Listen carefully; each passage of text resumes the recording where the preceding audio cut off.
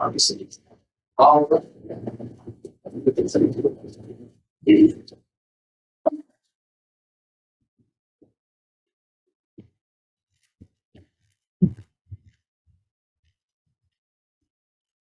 The sixth district of the state of Florida is now in session. The Bell Sasso, Chief Judge, presiding. All persons having business before the court draw order of attention and will be heard. May God save the United States of America, the state of Florida, and this honorable court. Please be seated.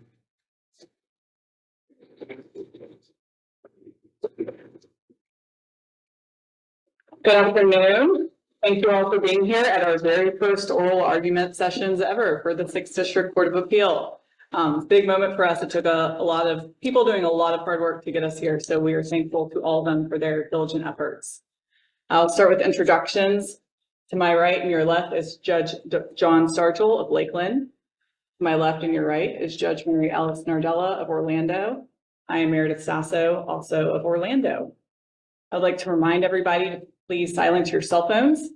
Also, please be cognizant that these proceedings are being streamed live on YouTube. And with that, we'll call our first case. First on the docket, we have 2344 Fiddlesticks Country Club versus Perry A. Potter et al. Mr. Shepherd? Sorry? Okay, great. And I will reserve 5 minutes of rebuttal unless I hear to the contrary. Thank you very much. May it please the board, I'm Steve Brannick of Brannick Humphreys and Berman, here representing the Fiddlesticks Country Club. I'm going to be splitting my time today with Mr. Shepherd. He represents the amicus in the case. I'll be taking 16 minutes, he'll be taking 4, and then I'll take my 5 minutes. So let me get started by saying it's a real honor to be here on this historic day for the court. I think we're starting off with an interesting and important case. It concerns the enforceability of a bylaw amendment that was adopted by the majority of the members of the Fiddlesticks Country Club. The trial court entered a sweeping order ruling that the amendment was unenforceable because each member had a, quote, vested right, close quote, in the form of the bylaws when they joined. We think that ruling was in error. First, under this logic, every amendment would be unenforceable as current members. But every case in Florida has recognized the right of membership associations and country clubs to adopt amendments in accordance with a procedure set forth in the bylaws. The modern approach by both courts inside of Florida and outside of Florida is to give great deference to those bylaw amendments. The 4th District Court of Appeals is a really good example of that modern approach. There's 2 cases that we've cited, the Share v.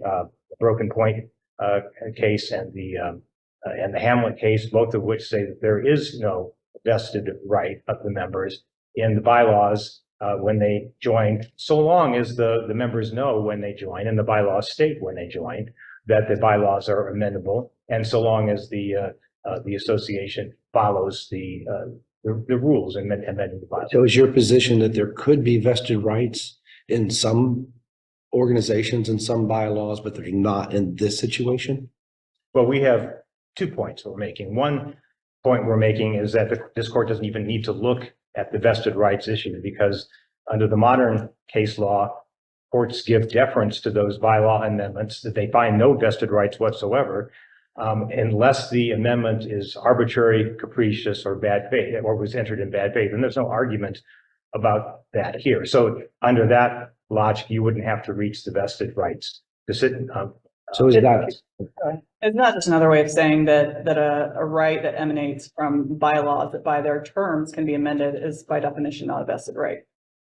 Or do you see it as broad? Yeah, exactly. I think that's what the courts are saying, that when you go into an organization and you sign up to a set of bylaws, and the bylaws tell you that they can be amended as long as the organization does A, B, C, and D, and the organization does A, B, C, and D, you don't have a vested right, just as a citizen doesn't have a vested right in the common law as it currently exists. The cases are.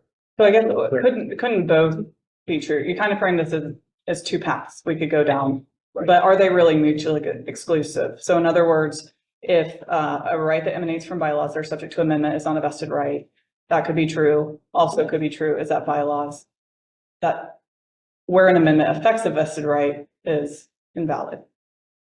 Exactly. You could certainly determine that there is no vested right here because of the right of amendment and because every member who has joined the club has agreed to that amendment process. And there's no dispute that the amendment process was followed properly here. So again, that's exactly what. If the bylaws provide for classes, and I'll have a follow-up to that, is there not then some obligation within the organization to make sure that the tyranny of the majority doesn't overtake those classes? For instance, somebody, if the bylaw said, if you joined at this point, you get one benefit. If you join at this point, you get another. But then they let in enough other members, they come in and they overtake, they outnumber and outpower by taking rights. How do you deal with that in your idea that there's no vested rights? Well, I mean, I think everybody goes into the organization with their eyes open. There is a process for amending the bylaws. But just think of if the opposite were true. If there is a vested right in the bylaws as they are in place at the time you join, you would be tying the hands of every membership organization in the state. Times change, economics change. These organizations always face significant economic challenges. There's only so many ways to raise revenue. You can do dues, you can do special assessments, you can raise the amount of the equity certificate. Those are all complicated decisions that are best left to the membership themselves. And so that's exactly what happened here. We had a membership proposal. There was a determination that it was just way too expensive to join this country club. And as a result, the resale value of everyone's units were going down. So they needed to find a way to fix that. You fix that by raising dues and lowering expenses. You do it in another way. So the board got together, they formulated a plan, they shared that plan with the membership. It's a very detailed plan. You've seen it in the record, explains in great detail exactly why they're doing this. Then the members got an opportunity to vote, and the majority voted for the amendment. There is no suggestion that there was anything improper about the amendment process. There's no suggestion that the club did not follow its procedures. Why in the world would a court suggest that a membership club's hands were tied and could not address the economic realities that the club was facing? So if this court takes the approach that essentially the bylaws, because they're subject to amendment, don't create a vested right, can you square that rule with the First Florida Bank case? You're familiar with this one where the Yeah, I mean, so as I talked about in the brief, we've got sort of two different approaches. We've got the slightly more restrictive approach by the second DCA in cases like that First Florida Bank case, cases like the Veranda case and that federal case, the Feldkamp case, which was relying on the second DCA precedent. We've got that as compared to the fourth DCA precedent. First, we think the fourth DCA precedent is more persuasive, better reflects economic realities, better allowed. It recognizes democracy and allows the members to do what they need to do in order to keep the membership organization working properly. But in that First Florida Bank case, an important feature of that case was that there was a bylaw amendment, but that bylaw amendment attempted to amend the charter of so essentially the constitution of the organization. There was nothing in the constitution of the organization that suggested that it could be amended in that way. So you had a procedural problem. And unfortunately, that First Florida case that you've seen is only one paragraph worth of analysis. It doesn't talk about any of the cases. It doesn't talk about any of the differing approaches. So I think that's best put aside, as Judge Klein did in the Hamlet case, by saying that in that case, they were trying to amend the charter as opposed to amending the bylaws. you don't think that would necessarily present a conflict with this case because here we're dealing with the one document? Yes, I agree with that. And that's exactly how the fourth DCA, I think, dealt with it in each of its cases. They looked at those cases and said that they could be distinguished. But to the extent that they make an argument that there is a tougher standard in the second DCA, we would suggest that the arbitrary and capricious standard, the deferential standard of the fourth DCA, makes much more sense than that vested rights test in the second DCA. And this case is a perfect example of that. I mean, how do you determine whether a right is vested or not? The trial court looked at the issue of what was a vested right and decided that everything was a vested right. That can't be the case. So Can you speak, when we talk about vested rights, the lower court also had on the record some evidence of reliance, particularly Mr. Shaw was making an argument, it seemed, and putting evidence behind it, that he relied upon or was induced to purchase based upon the assumption that he would be able to, take back not only what his equity certificate was, but also what the assessments during his time as a member. We have bylaws here which are subject to amendment, and you seem to be suggesting that once amended, you cannot have any reliance interest in what's stated in the bylaws because they are capable of amendment. But our bylaws here don't have what a typical contract has, which is that of merger. So that we take in all the statements that were made before the contract and say you can't rely on them. It's only what is in here. What do you do with that? well, I really don't think the reliance issue is a problem here at all. You've got that brochure. They take one sentence in that brochure that says that their assessments are going to remain 100% refundable, but it's clear in context that what that sentence is referring to is the existing special assessments. That amendment makes very clear that all of the previous special assessments remain 100% refundable.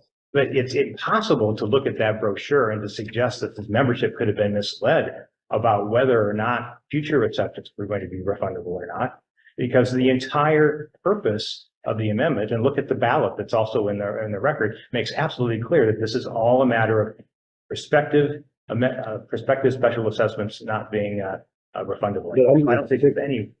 Under the sixth amended and restated bylaws, Part 4, Section D, it still says in both paragraph A and B, we're going to get 100% of all paid in assessments. It doesn't reference back to paragraph G or have any exception for paragraph G, which was added. It wasn't real clear in the record, but sometime prior to January 1st, 2013. Now, how do you align those two ideas that somebody reads what they're going to get a payout that still says 100% of assessments versus D that says not the ones after January 1st, 2013? Well, first, that's an argument that hasn't been raised in this case. There's no argument by them that the bylaws are somehow ambiguous on this point. Their argument was that these existing members had a vested right and that the bylaws could not be amended. So I don't think that we have that issue in front of us. Well, the judge's order does reference these. I think we have to look at what these people thought their rights were and what the arguments they made below. And I believe that the fact that you still have membership section D that spells out 100% of them being made is a place where they can hang their hat. How would you say that they don't get that? They're 100% back. Perhaps it's had in a future case, but not in this case. They haven't made that argument. In this case, it's no argument. I mean, the entire argument here is that the amendment was improper. There was no argument about whether the language of the amendment or the language of the bylaws as they were ultimately drafted was confusing or ambiguous. But what the trial court said is you can't do this assessment. So that where they would hang their future hat is whenever they go to sell and ask for their money back, did they not then say, I still got 100% under section D? The trial court not only said you can't have these assessments being non-refundable.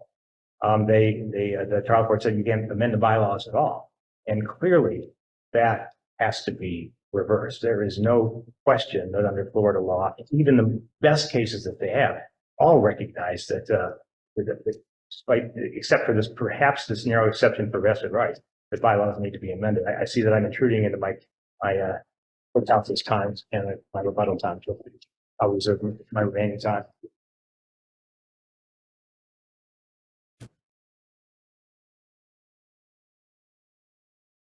May it please the court, Frank Shepard on behalf of the National Club Association. Let me join Mr. Brannick, if you will, and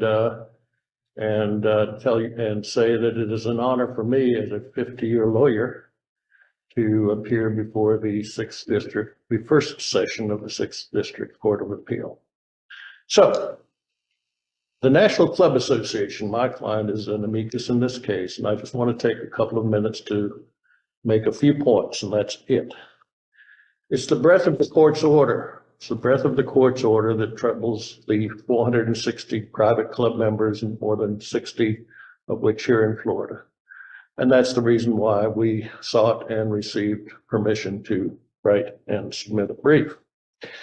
And that is the paragraph that says plaintiffs have a vested contractual right to the terms of the bylaws in place at the time of their purchase of their equity certificate. It is that summarizes our issue.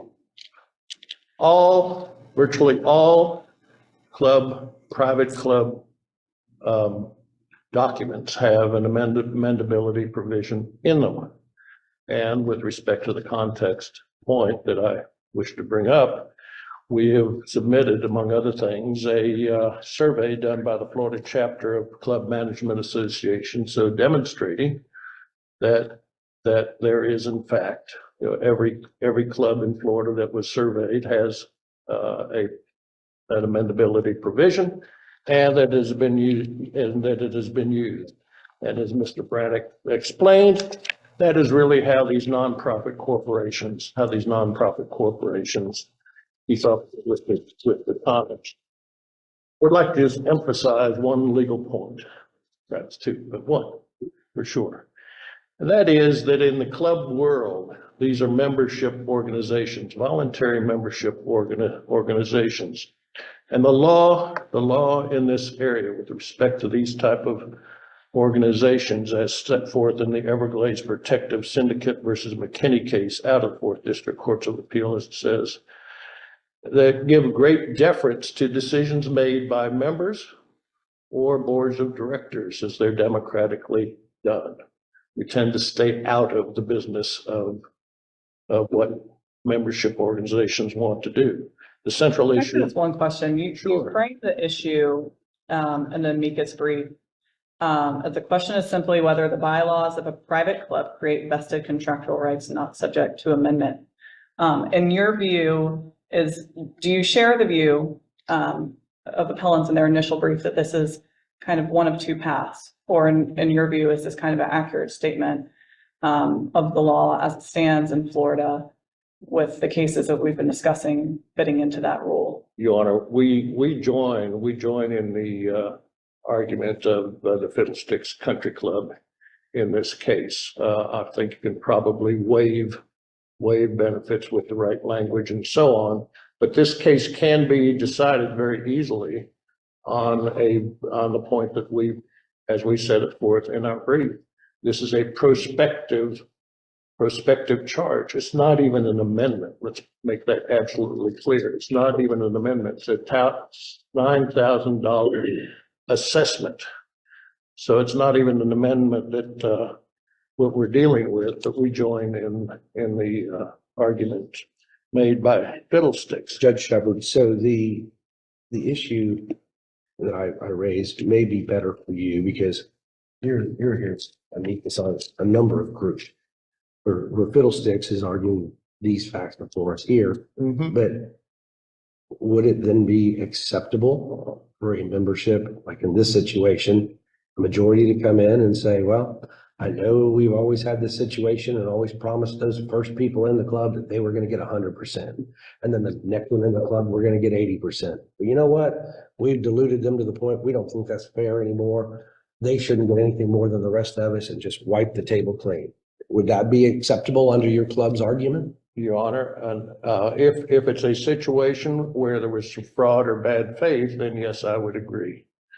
But if it's totally agreed to by everybody, then I would respectfully disagree. Okay, so basically going forward, what you would advocate the policy would be is those that have an advantage have got to watch their back. If too many people get there, they've got to know that at any point that could be taken away. I'm not saying that's wrong, but Yeah. that's basically what you're advocating.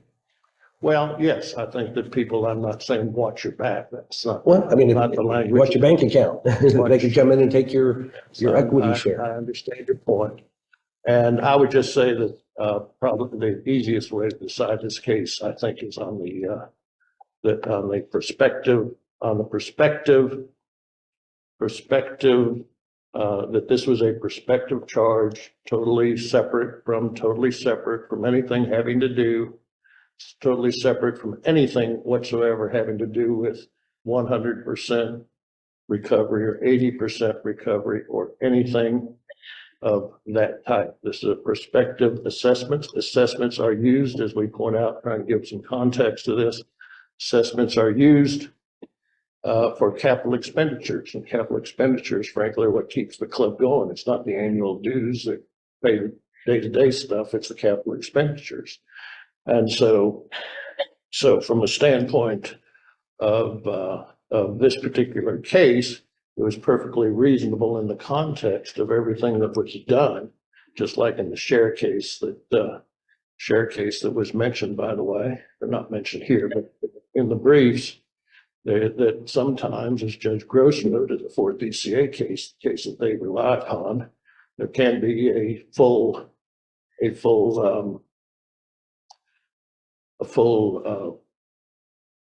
reimagination, that's not the right word, but full redo, if you will, of the bylaws if agreed upon.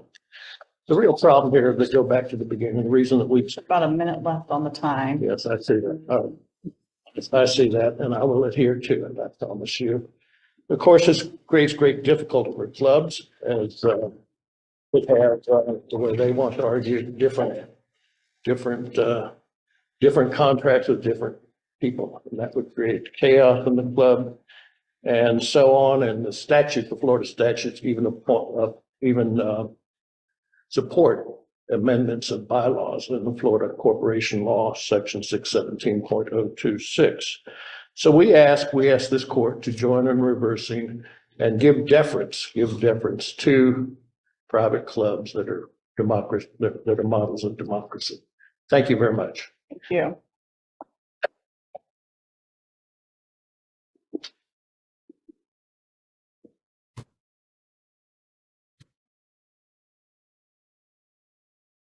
Good afternoon. May it please the court. Scott Beatty on behalf of the appellees.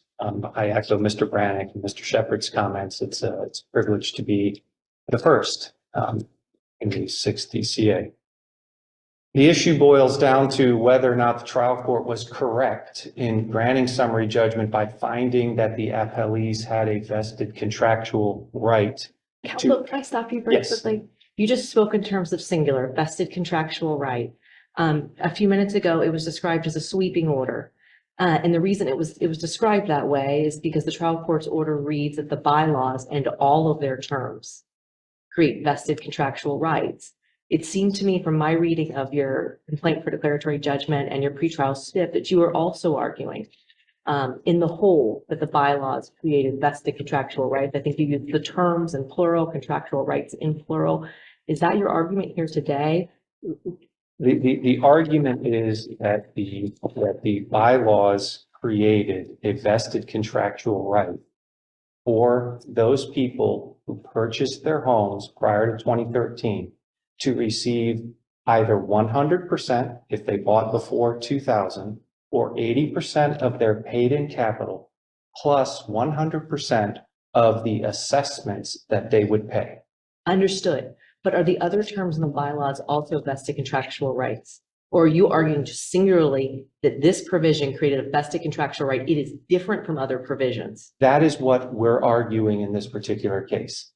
And so there is this notion that has been raised that somehow this is the death knell for clubs about how sweeping this order is and the position that we're taking that bylaws can never be amended. Let me be clear. That's not the position. That's not what we believe the judge ordered in his ruling, because all of the cases that we rely on, the quartet of cases that we rely on, including the Feldkamp from the Middle District from the Second, talk about instances where it's appropriate for a club to amend bylaws.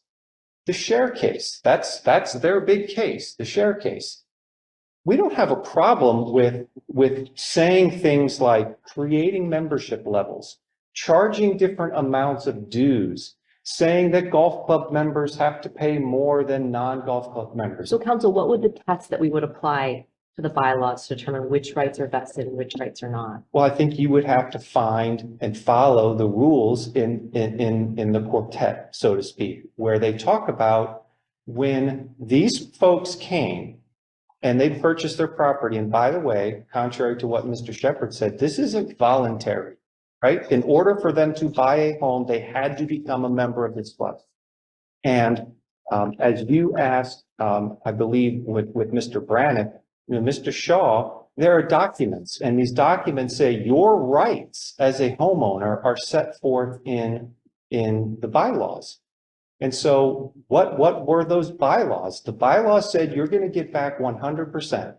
And it said you're going to get 100% of the assessments that you're going to be paid. And that is what creates the vested contractual right, just like in Feldkamp. I mean, keep in mind, in Feldkamp and Veranda, the issue wasn't that they couldn't get their money back. That wasn't the issue in Feldkamp. The issue in those cases was the club had adopted a policy that said, we're not going to automatically refund. Wait, so counsel, is the test that there were outside representations made that made certain provisions in the bylaws vested in other provisions? Now, I'm trying to determine what test we would apply so that we can parse out. I think that the test is, and what the core test, keep referring to that because I don't want to say it over and over again. Say that the bylaws can establish certain vested rights that are not subject to change, even though they may be contained in bylaw documents that say they're subject to change. And So, under what circumstances, I think is what Judge Mandela is getting at. Under what circumstances would bylaws that by their terms are subject to amendment create vested rights? well, the best example is probably that first federal case. And that's not really addressed by them at all in their brief. But think about that there was a bylaw that says you can leave. You are permitted to withdraw your membership from this voluntary Right, organization. 1 in, 1 out, 3 in, 1 out. Well, no, this is in the first financial, Okay. the banking one with the credit card merchant group. And they changed it and said, well, no, now you can't get out. You have to provide us 1 year's notice, and for each month, right? And there was no capital that was paid in. They said, well, that's a vested right to not be assessed a charge when we decide we're going to leave on something less than a year's notice. I think that your friend on the other side, the point that he made was that right emanated out of a charter that a bylaw was trying to amend. And I think when you talk about the 4 cases that you've also relied on, there's that issue popping up where whether it's a declaration or a charter, there's a right emanating from a separate document that is not subject to amendment that the bylaws then try to amend. Do you see those as distinguishable on that ground from the case Well, here? but in the other, the club cases, the 4, I mean, there were other documents. It wasn't just bylaws, wasn't just a constitution. The court goes through and talks about all these other representations or statements that were made that sort of go into that idea of making it a vested right. And Let me ask it this way. So, Fuller Supreme Court has defined vested right, and somewhat paraphrasing, but vested right defined as an immediate fixed right of present or future enjoyment. It's more than a mere expectation based on the continuance of an existing law, for example. First, do you agree that definition fits into our scenario here? So when we're looking at whether or not the bylaws created a vested right in this case, we should apply that definition. And if so, how do you think this fits into that definition? the answer to the first is yes. And it fits in 2 ways. Number one, there was a promise that they're going to get back 100% of their paid-in capital. And there was the bylaw promise that said you're going to get back 100% of assessments that are paid. Now, they talked a lot about How do you reconcile that with 4G? Like opposing counsel said it wasn't in the order, but if you look on page 5 of the judge's order, amended bylaws attempted to change the assessment refund provision, which is trying to cast doubt on something that's in the 6th amended bylaws, which is what both parties have said we're going under. So it's right there. It says any future assessments will neither be refunded nor assessments be added to the equity fee. How are you getting around that? Well, because that was the proposal that was made in 2013. And so in But it's 2000, part of the bylaws. It's proposals, that's 5 years have passed. before anything happened. Well, but Judge, there wasn't, and this gets into the statute of limitations argument, but there hadn't been an assessment. So 2013 says we're now changing it. So the bylaws that existed before that said 100% of paid-in assessments will be refunded was changed in 2013. But there had been no assessments issued by the club until the 2018 assessment. And it was with the 2018 assessment where the club said, all you people now that are getting charged this 9,000, you're going to have to either pay it or we're going to deduct it from you and you're not getting that back. So it was the only and first opportunity. If there had never been an assessment that was made after 2013, we wouldn't be here because we wouldn't need to be here because there wouldn't have been an assessment that was levied.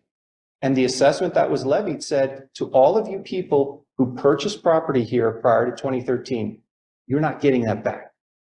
Why couldn't that have been brought earlier as an attack upon that amendment when it was made? Because there hadn't been an assessment. And so there hadn't been an injury that was ripe for a court to, I mean, it's the whole standing issue, right? You don't challenge a law unless you're the person who's been arrested or subject to that particular law. There hadn't You been can't one. challenge basically an Older Buyers Act at the time it occurs. Well, again, I don't think it was necessary because there hadn't been harm. There hadn't been harm to any of the plaintiffs until there was an assessment levy. That's all I can say for the reasons why it might not have been brought earlier, was that until there was an assessment, they were going to be getting back 100% of their paid-in capital and 100% of those prior paid. Because what they're saying here is, no, we're not going to say that you're now not going to get refunded for assessments prior to 2003. So there was no harm to them. But So somewhat related to this, the first argument in the initial brief is, of course, that this is essentially a belated attack to the 2013 amendment. You raised the issue of waiver statute of limitations was not pled. My question is, was it necessary for that to be pled? The way that I see how the course of this litigation kind of moved, the complaint pled this as a kind of violation of the bylaws, with this vested, non-vested not really being the primary issue, it looked like, from the way the complaint was framed. It looks like this comes up kind of more in the summary judgment issue and then ends up in the final order as the issue of the fact that there was essentially an invalid amendment that affected a vested right. So to your view, when is the first time, if the association was going to argue that this was a belated attack, essentially, when was the first time they could have made that argument based on the pleadings? well, I assume they could have raised the argument as far as early as prior to the time that summary judgment was entered. But again, I mean, I would go back to it doesn't matter because it's not untimely. I mean, they keep saying that this is a backdoor attempt, but again, I mean, a cause of action doesn't accrue until the last element constituting the claim accrues. And until there was a actual assessment that was not being refunded, there was no damage, therefore the cause of action wouldn't have accrued. So, I mean, that's the only, again, explanation that I think makes sense, because again, there wouldn't have been a need to challenge if there had never been an assessment that was levied that said, you're not getting this back. What is your response to the argument that this is essentially two separate buckets? On one hand, we have the rate of redemption for the equity certificate, which is unaffected by this kind of singular assessment that's non-refundable, that allows references to equity certificate as essentially collateral for delayed payment of the non-refundable assessment, but the rate of redemption is untouched. Well, I don't know that I appreciate a distinction there, because again, the bylaws specifically provided, and up until 2013, anybody who bought prior to 2013 was getting back 100% of the assessments. I mean, what's interesting is, so in 2000, when they amended the bylaws and said, we're now changing the equity certificate to 80%. Anybody who bought prior to that, they continued to refund at 100%. Well, why?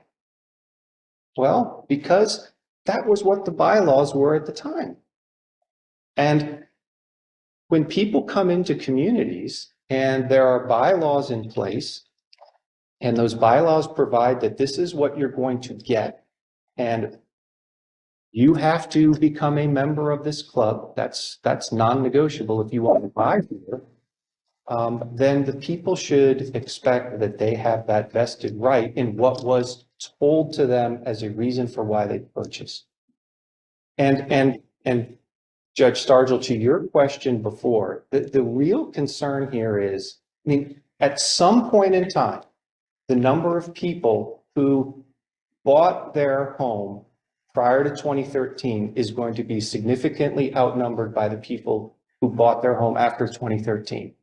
And if you're to take the position that the appellants want you to take, even those people who were bought or who bought and were told 100% of your equity certificate can be refunded, their position is we can take it away. Then what do you say to their argument that they knew in the bylaws? The bylaws said they could be amended. Therefore, you're on notice. For right now, you get it, but later on, you don't. Well, then I would go back to what the four cases in those club cases all say, because that's the exact argument. These clubs came in here and said, well, these things are all subject to change. But if they wanted to, they could have went in and argued with the board. Fine, we'll agree, we'll vote for it, but let's put in there a different class of membership. Let's put in something different so that we are protected. But that didn't happen. So going forward, their argument is it's bylaws, they can be amended, they can do whatever they want to. Well, then I would suggest that developers and real estate people that want people to buy in their communities shouldn't make promises like that. You're going to tell somebody that you've got to pay $100,000 and all of your assessments are going to be refundable, and then pull the rug out from under you once they're in the home. If that's the position that the court and Fiddlesticks wants to take, I mean, that would be shocking, because we don't operate in a, I don't know any other way to say it. We don't operate with a mob rule mentality. That's not. You agreed to a document, right? That has a simple majority provision, right? And bylaws can be of two natures. They can be, internal governance documents. They can also be documents that talk about the rights that we have here now. Isn't your argument essentially changing the terms of the bylaws by giving specific members veto power? No, quite the contrary. I'm saying that the bylaw with respect to those people who have that vested right can't be changed. And that people shouldn't be able to come in, even if it's for valid economic reasons. I mean, look, there's no doubt that the reason that the clubs in the Veranda and Feldkamp did what they did in 2008 was the direct result of the disastrous economy that we had in Southwest Florida. And the court said, sorry, that's not a valid reason. Not when somebody comes in and buys property or buys a membership certificate and has a vested right. Do you agree that the right that you're seeking to enforce only emanates out of the bylaws? Yes. Okay. Yes. And there was some talk or discussion about perspective, that, oh, well, this only applied to perspective. We were still going to give back all the assessments that were paid. Really doesn't matter, because if you think about it, when somebody comes in 1997 and buys a piece of property with a bylaw that says you're going to get 100% of your equity certificate plus all paid assessments, it only applies to prospective assessments, right? Nobody buying a piece of property that's got existing assessments on it. So it doesn't matter if the court's What going do to you think find. distinguishes the redemption rate from any other financial obligation in the bylaws, whether it's membership, whether, let's say there's bylaws with a minimum monthly that you have to spend at the club, green fees, et cetera.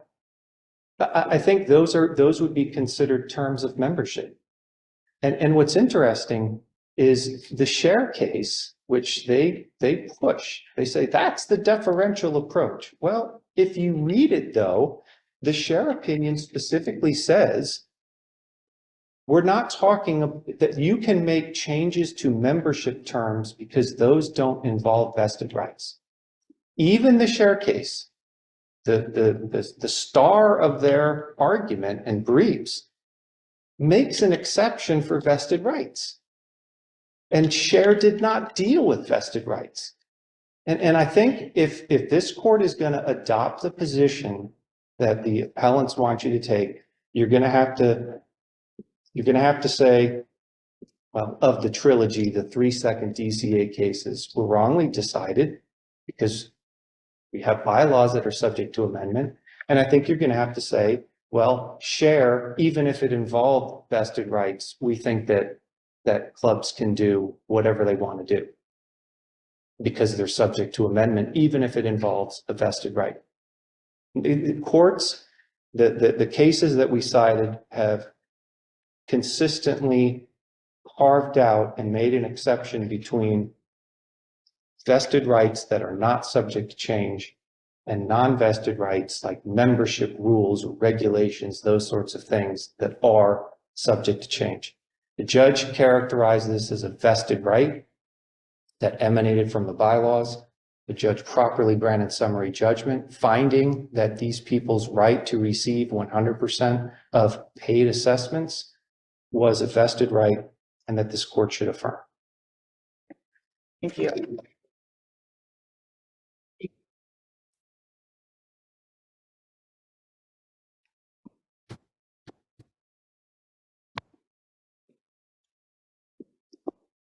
I did this.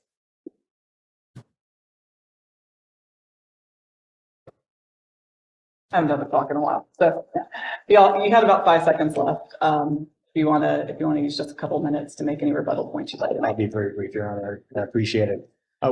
We appreciate counsel's concession that they're not arguing that every bylaw amendment would be effective vested right, but that's not what the trial court said. So at the very least, I think that's an effective concession that this court needs to reverse and fix that problem with the court's order below.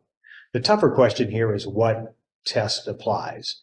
And I don't think counsel has provided you, Your Honor, with any reasoned analysis of how you determine when a right is going to be vested or not, how you determine which amendments are enforceable or which amendments aren't enforceable.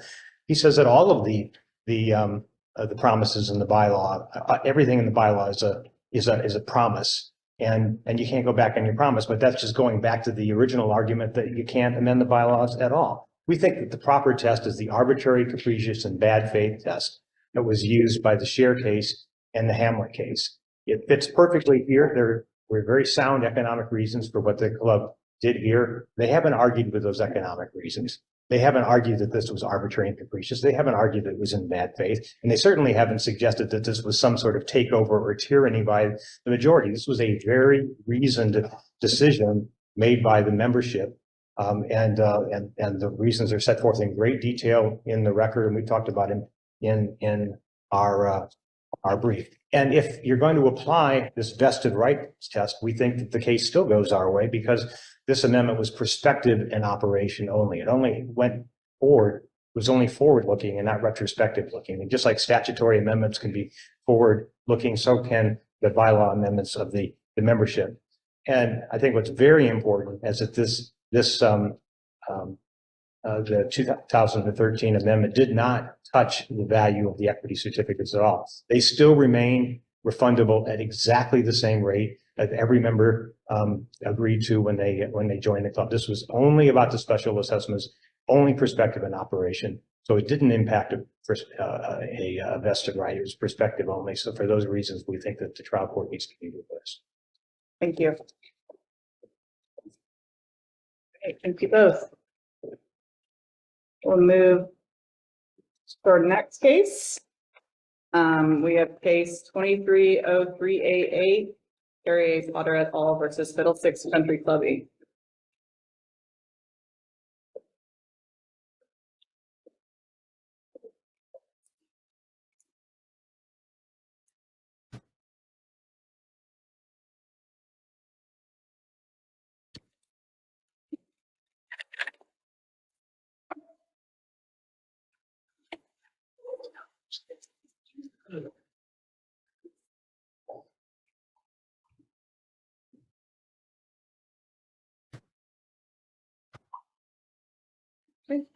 And may it please the court. The issue in this particular case emanates out of the case that you just heard, where a summary judgment was granted in favor of the appellees in that case. And there was a motion for fees and costs that was filed by them that was denied by the trial court. So this is a narrow issue in the sense that we sort of have, obviously we have Stockman. We know what Stockman says. We don't have any issue with Stockman. And then we have the BMR case that the appellees, and if I mess up my nomenclature, I apologize for that at the outset, out of the second that they rely on to say why fees shouldn't be granted. So there is no dispute that a request for fees was not contained in a plea. You agree in any pleading? There was no pleading, as that term is defined in the rules, that made a request for fees. So to the extent that Stockman says that you have to have a pleading, okay, we didn't meet that. Agreed. The issue, though, is Stockman contains an exception, and that exception is built on the concept of notice and preventing unfair surprise, and says where a party has notice that their opponent is claiming fees and either acquiesces or doesn't object, that can be a basis for fees. So I appreciate that framing. All right. Do you, with it framed that way, do you still stand by the proposition that this is, we're reviewing this de novo, or would you agree that it's abuse of discretion? Well, I think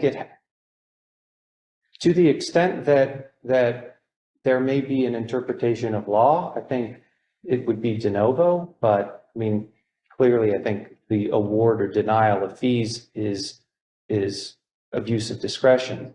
But I think in this particular case, the trial judge found that what the appellants did in this particular case either didn't comply with Stockman or he was compelled to follow the BMR ruling in denying fees. Because again, in BMR, interesting, they tried this same, for lack of a better word, tactic, right? Where they sent a notice of intent to seek fees.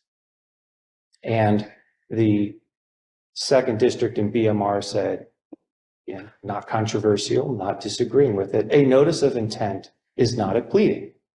Okay, fine. BMR then analyzed that exception that Stockman created to determine whether or not that applied in BMR. Excuse me. And one of the things that the party seeking fees in BMR said is, well, wait a second, they had notice and they didn't object.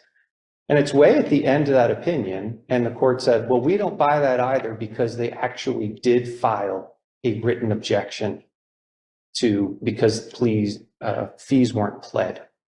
Well, that's the sort of distinction in the situation in BMR, and why I wouldn't just tell you, well, BMR means you've got to affirm, because there wasn't an objection that was raised by the appellees, by Fiddlesticks, when that notice of intent was served. And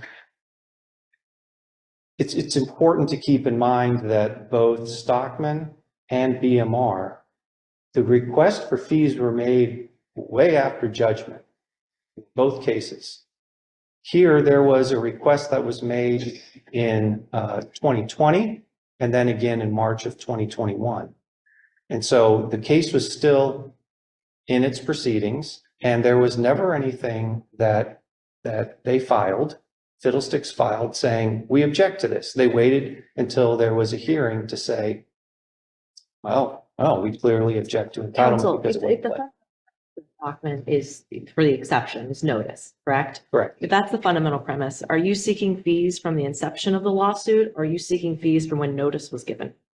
From the inception of the lawsuit. Okay, and how is that, I understand how Stockman held, but how does that comport with the theory that notice matters? If we go almost 2 years without giving notice and generate, I'm assuming, lots of attorney's fees during that period of time. Well, I'll tell you why, because what would the alternative have been? So if there had been an objection to them in 2020, after the lawsuit had been filed and we were doing some things, and we file a notice of intent to seek fees, and they said, well, we object to that because you didn't plead it. What could the appellants have done? They could have filed a motion and said, we want leave to amend because we want to include a claim for fees. And unless it was on the eve of trial or the privilege to amend had been abused or amendment was futile, the court would have granted that. Well, if the court did that, then the court wouldn't say, well, you only get fees from the date of your amended complaint. But counsel, So, wouldn't they argue that back to you, that the opportunity to object presents during a motion, not just to a notice, that it's your owners, it's your cause of action? I mean, isn't that what they would say? well, I'm sure that's what they would say. But, and in BMR, that's what they did. The party opposing fees filed a notice to put them on notice, to put the party seeking fees on notice that, hey, this isn't a proper, you never requested it in a proper pleading and we're objecting. I mean, and the thing is that they had asked for fees under the exact same statute.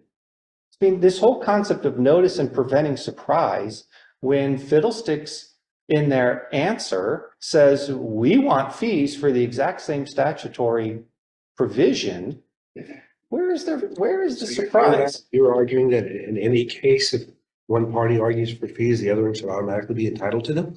No, sir, I'm not saying that because there may be different reasons for it. But if the hallmark of Stockman is to prevent surprise, But it wasn't another hallmark of Stockman, the issue of whether just the existence of a statutory basis for fees provides notice of fees to opposing party, and Stockman rejected that. Hence the pleading requirements that come after. correct. So I have a question on the notice to intent, the notice of intent to seek fees. There's the argument that that's not even seeking fees. So in other words, there wouldn't be a basis to object because all this was a notice of an intent to seek fees. One could reasonably interpret that as somewhere down the line in some pleading or maybe through amendment of pleadings. What is your argument that this document, one, is legal fiction, and two, only provided notice of an intent to do something in the future rather than an actual claim for fees? I don't know that I would characterize it in that fashion, that it's a notice of an intent to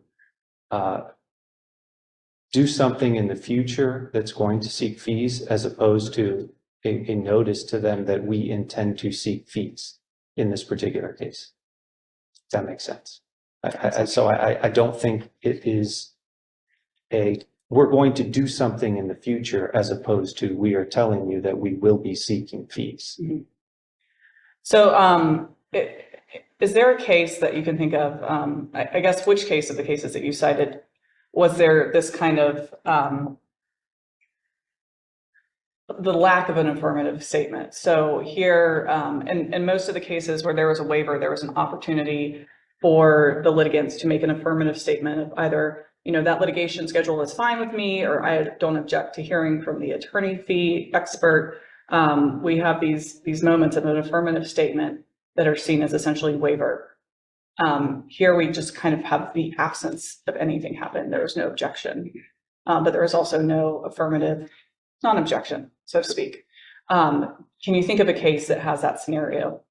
I can't, because I probably most assuredly would have included it in the brief.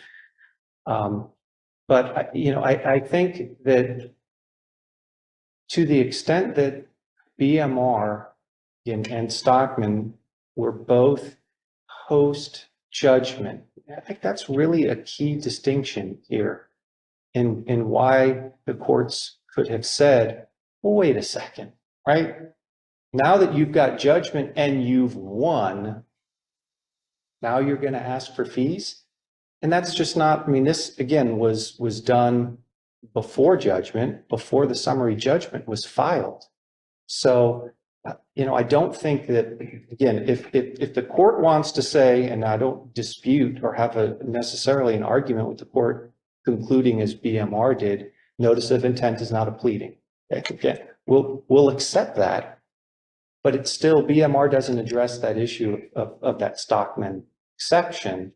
And here we have a party that sent a notice of intent that said we're going to seek fees, same fees that the other side was seeking, and it was silent. And the only next opportunity, so to speak, that the issue of entitlement to fees would have been able to be raised is when it was, after summary judgment was entered. And you don't go and ask the court. So you've acknowledged somewhat that we'd be breaking some ground if we created some sort of acquiescence by silence rule. I am a little concerned with that, particularly when a notice of intent is not authorized by any rule, that another litigant would then have to take some affirmative action, expense on behalf of their client, to point out to the judge that somebody's filing something that isn't authorized. We don't have any similar precedent of kind of affirmative obligations to move to strike, that sort of thing, although there's a procedure for that. Right. Why is this not creating some problematic precedent moving forward? Because I think that, this concept of acquiescence, right? I mean, it all depends on how you want to define acquiescence. So there are cases and situations where issues of attorney's fees were included on pretrial statements. Issues of attorney's fees were, raised in case management orders and things like that. And they said, well, wait a second, at some point, you need to say, hold on. And again, I have to go back. If that was an issue, why wouldn't, Fiddlesticks, I'm sorry, the appellants, the homeowners here, could have just moved to amend. But they never got that, hey, we're opposing this because this isn't a proper notice and we're not acquiescing. And then they could have amended. And the amendment, again, they could have simply done nothing but add a claim for fees. I guess why would that not be done at the litigant's peril then, rather than putting the burden on the opposing party to make some affirmative action? Well, because I think it ultimately, again, boils down to this concept of notice, right? And that you don't want people to be surprised by all of a sudden being told, hey, by the way, we're seeking fees. And I can understand, right? So maybe you're not quite sure when you first take a case that you want to make a request for fees. And then as the case progresses and you are on, the night before your trial, your bench trial, your summary judgment, right? That you could say, hey, I think I want to ask for fees now that I feel more comfortable in my case. I mean, that wouldn't be considered proper notice. I mean, the procedure may be proper, but it still wouldn't be notice because you can't send something to somebody a day before trial or a day before a hearing that's on a dispositive issue. Again, that's not what happened in this case. There were two of them that were filed well before the motions for summary judgment were filed. So I was under the understanding that the second notice was filed 4 days after the motion for summary judgment was filed. Is that incorrect? I'd have to look. I'm not going to dispute the date. And if that's the case, then I would stand corrected. So I don't want to make a mistake in my recitation to the record.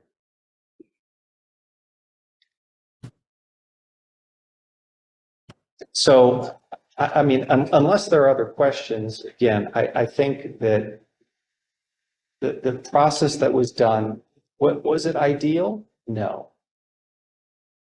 But did it provide notice? Yes. And did it provide an opportunity for them to object at that time? Yes. And that's why we think that what happened in this case falls within that exception, set forth in Stockman and BMR and why this court should reverse. I see I have 5.5. I'll reserve 5 minutes for rebuttal. Thank you.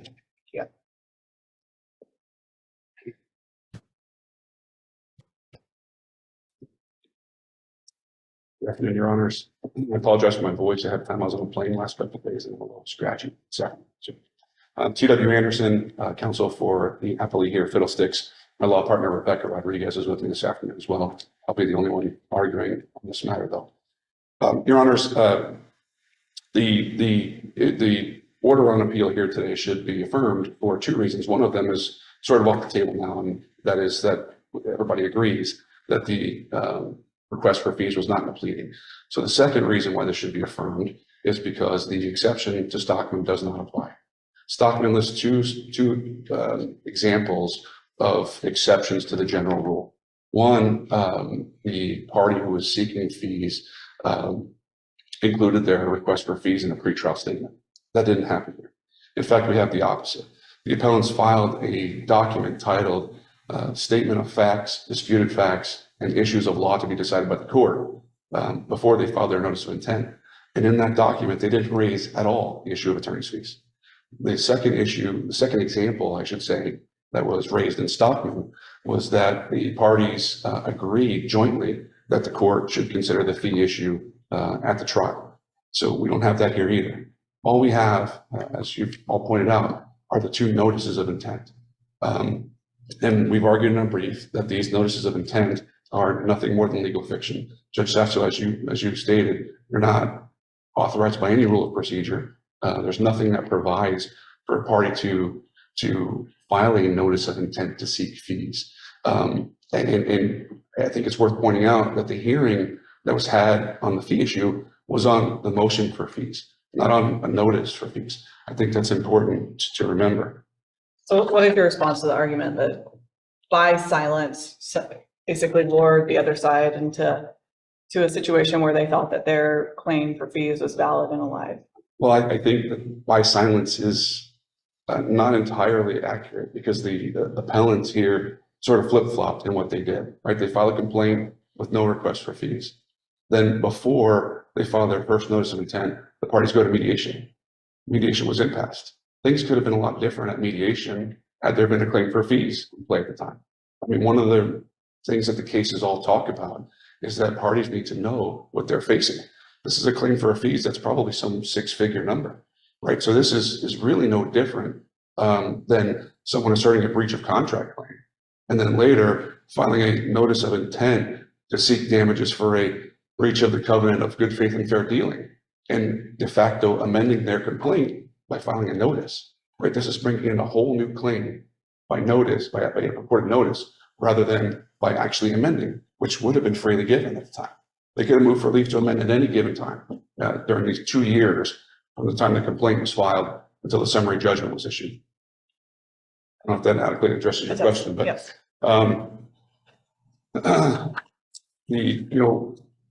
The cases that interpret Stockman and as sort of clarified by Green versus Sun Harbor and that progeny, they all talk about the fact that the pleading requirement in Stockman should be strictly construed and that this exception should be very rarely used.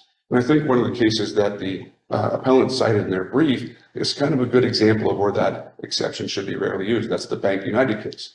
In that case, the party who sought fees did not seek fees in an answer or any pleading. They filed a motion for judgment on the pleadings where they sought fees. They filed a motion for summary judgment where they sought fees. And then the parties litigated the fee issue for 3+ years. The party that sought the fees filed a motion for fees, no objection from the bank. They went to a hearing, no objection from the bank. It wasn't until 3 years after entitlement was granted at a hearing on to determine the amount of attorney's fees to be awarded that the bank objected for the first time. I think that's acquiescence. That went on for 3 years. So here we have no notice in the complaint. Then we have a pretrial statement with no request for fees, mediation, impasse. Then we have the first notice of intent to seek fees, which sought fees under the wrong statutory section. And then we have several months later, we have a case management order that's entered, no mention of attorney's fees. Several months later, we have the motion for summary judgment. No demand for attorney's fees in the summary judgment motion. I actually re-reviewed the transcript of the hearing last night, and I made the PDF searchable, and I hit a Control F to search for the word fee. There wasn't even a request for fees at the hearing on the motion for summary judgment. It wasn't until the proposed order was submitted to the court, which I understand was signed verbatim, that the fee issue was addressed at the summary judgment phase. So then after summary judgment, as I think Judge Nardella, I think you pointed out, the second notice of intent to seek fees was filed 4 days after the summary judgment motion was filed. So we have this flip-flop back and forth. So silence, did they abandon their request for fees after they filed their first intent? When they filed their summary judgment motion, didn't ask for it? And did they revive it again when they filed the second notice of intent? We as lawyers have rules of procedure we have to follow, otherwise chaos ensues. And allowing a de facto amendment to a complaint to be had by filing a notice of intent would just result in chaos. Your Honors, What is your position on the standard of review? my position is that it's an abuse of discretion. There's no interpretation of a contract or a statute here. Nobody's disputing that there was a fee claim in play, or could have been in play, right? And I think to get to de novo, the court has to either determine the contract and was there a right to fees if properly pled, or determine whether there's a proper statutory basis for it. I don't think that's an issue here. I think that the issue is abuse of discretion. Did the trial court abuse its discretion in denying the fee motion when it wasn't pled? So one of the other things that the appellants raised here was that we, Fiddlesticks, raised a claim for fees in our pleading, and we did. We properly raised that claim for fee in the answer. Stockman talks to that point itself, and on I think page 38 of that opinion, page 838, it says that just because one side raises the fee issue, it doesn't cure the other side's failure to do so. So that in and of itself doesn't absolve the issue of not raising it completely. Your Honors, unless there's any other questions, we'll rest on our briefs, and we ask that the order of appeal be affirmed. Thank you.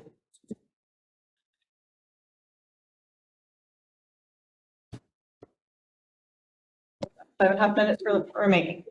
Yes, and I shouldn't need all of it. The exception that Stockman recognized says where a party has notice that an opponent claims entitlement to fees and by its own conduct recognizes or acquiesces to that claim or otherwise fails to object to the failure to plead entitlement, that party waives any objection to the failure to plead case for fees. The issue in this case is twofold. What does it mean to say a party has notice? And what does it mean to say that you either acquiesce or, not and, or otherwise fail to object?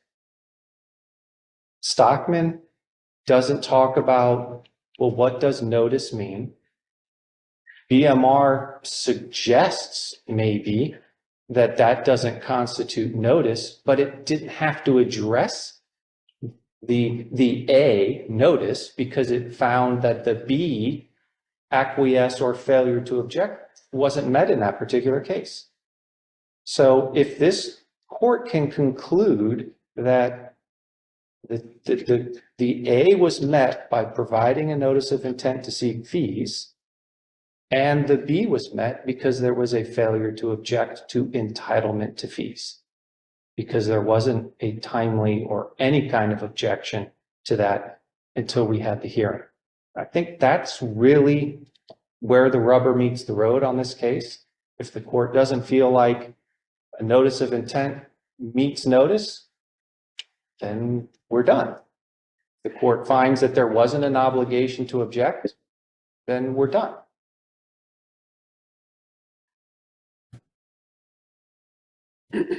Unless there are questions, Judge, thank you. I have nothing further.